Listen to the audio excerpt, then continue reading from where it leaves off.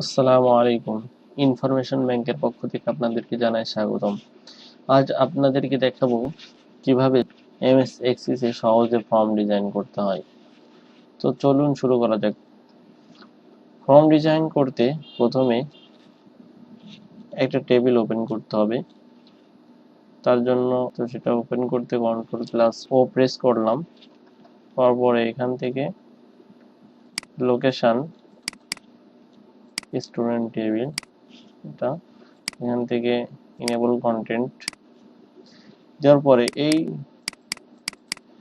Table দুইটার form design করব।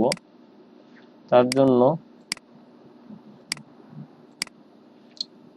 Create, তো আমরা কি করব, সহজে করার জন্য মোর ফর্মে ক্লিক করব, তারপর ফর্ম উইজার্ড ক্লিক করব।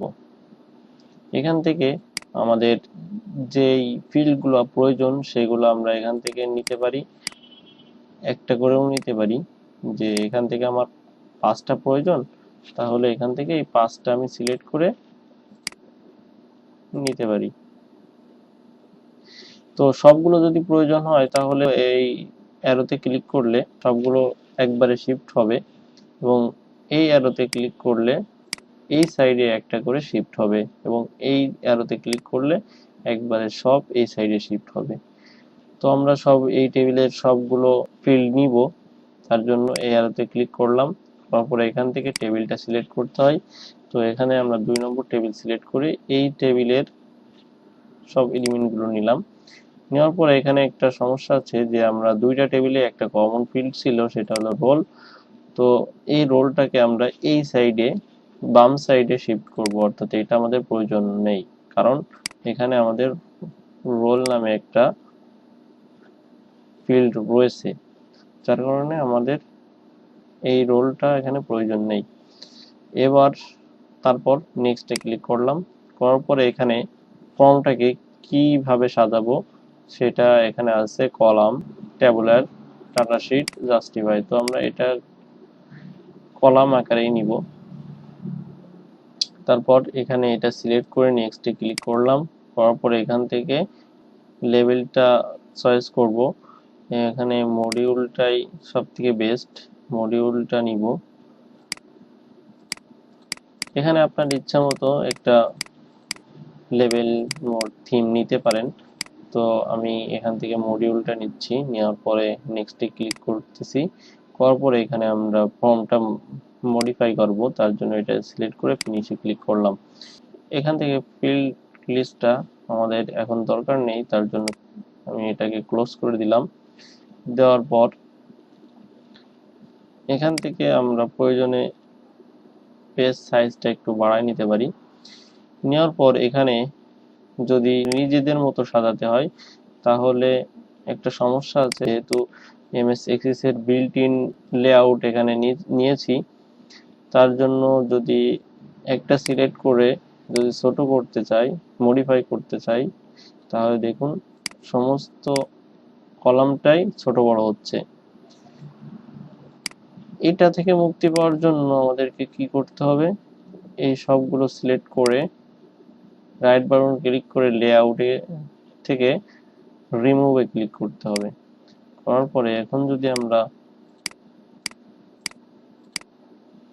এটাকে ছোট বড় করতে চাই তাহলে করতে পারবো। যে আমাদের যেই ফিল্ডগুলো ছোট প্রয়োজন সেই ফিল্ডগুলো ছোট করতে পারি।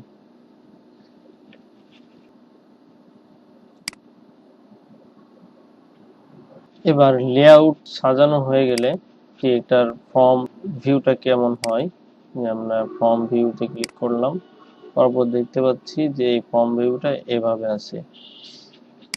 এখন আমরা আবার ডিজাইন ভিউতে যাই, যাওয়ার পরে এখানে একটা লেভেল দেখতে পাচ্ছি, যে একটা লেভেল আছে, এই লেভেলটার নাম আমরা চেঞ্জ করতে পারি।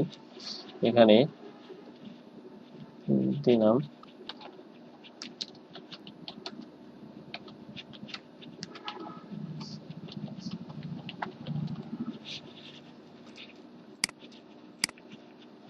তো এই লেভেলটা এডিট করে একটু বড় করে দিলাম, দেওয়ার পরে এটা মিডিল দিলাম।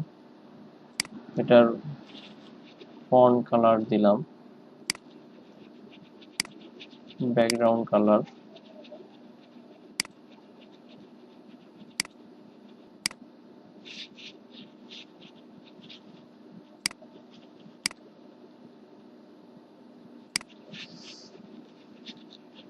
দেওয়ার পর কন্ট্রোল প্লাস এস দিয়ে সেভ করলাম।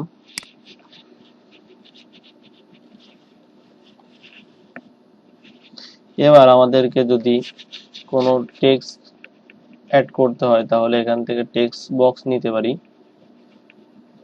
তারপর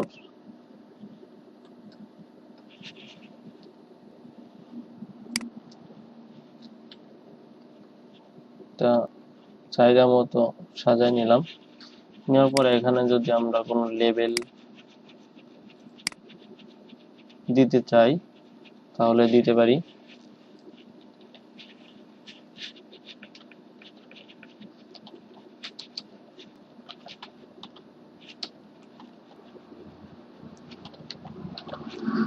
ম্যানেজমেন্ট ফাইল,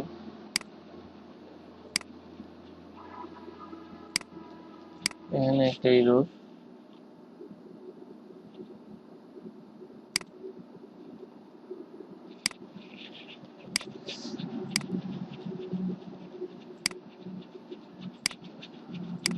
এটার একটা ব্যাকগ্রাউন্ড কালার দিলাম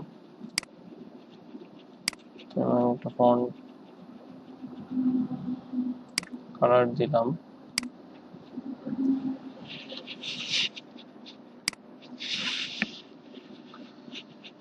তারপর এবার আমরা যদি কোনো বাটন তৈরি করতে চাই, নেক্সট, অ্যাড, ডিলিট, সেভ, যদি এরকম বাটন তৈরি করতে চাই ফর্মে তাহলে এখান থেকে বাটনে ক্লিক করব।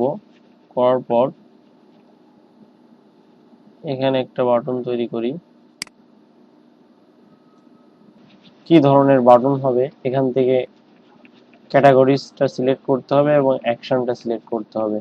আমরা রেকর্ড নেভিগেশনে এখান থেকে প্রিভিয়াস,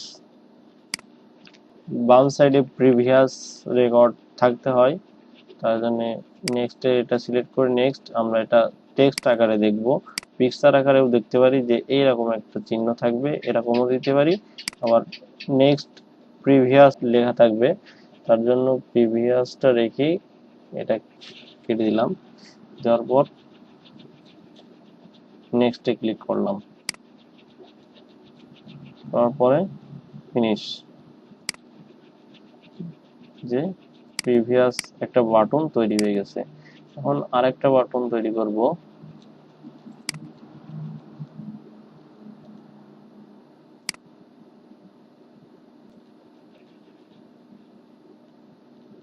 নেক্সট, নেক্সট রেকর্ড দেওয়ার পর পূর্বের মতো টেক্সট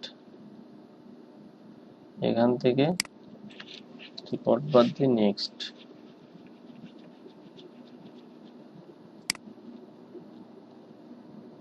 তারপর ফিনিশ। এখান থেকে আরেকটা button,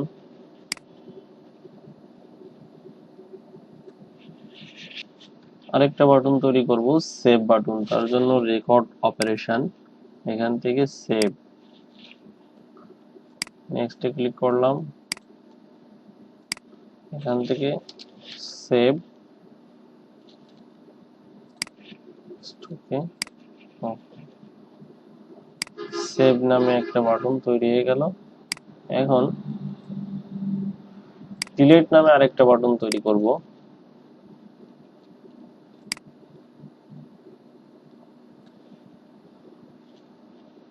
record operation, delete record, next. এখান থেকে পিকচারটাই বেটার, পিকচারটা সিলেক্ট করে আমরা নেক্সটে ক্লিক করলাম, ফিনিশ। তো এখানে ডিলিট রেকর্ডের একটা বাটন তৈরি হয়ে গেছে। তো এবার আমরা এটাকে কন্ট্রোল এস দিয়ে সেভ করলাম। করার পরে আমরা যদি ফর্ম ভিউতে যাই তাহলে দেখতে পাবো যে নেক্সট এখানে আছে এমডি রাসেল, নেক্সট আছে আবু মুসা। তো আমরা যদি টেবিলে যাই তাহলে আমাদের দেখতে পাবো যে দুইজনের ডাটা এন্ট্রি আছে, সেটা হলো এমডি রাসেল এবং আবু মুসা। এবং ফর্ম ভিউতে আমরা নেক্সট প্রিভিয়াসে যদি যাই তাহলে দেখতে পাবো অটোমেটিক এখান থেকে আচ্ছা এখানে আরেকটা বাটন তৈরি করতে পারি, সেটা হলো নিউ ফর্ম, অর্থাৎ একটা খালি ফর্ম থাকবে, সেখানে আমরা ডাটা এন্ট্রি করব। তার জন্য বাটন থেকে রেকর্ড অপারেশন থেকে অ্যাড নিউ রেকর্ড, নেক্সটে ক্লিক করলাম।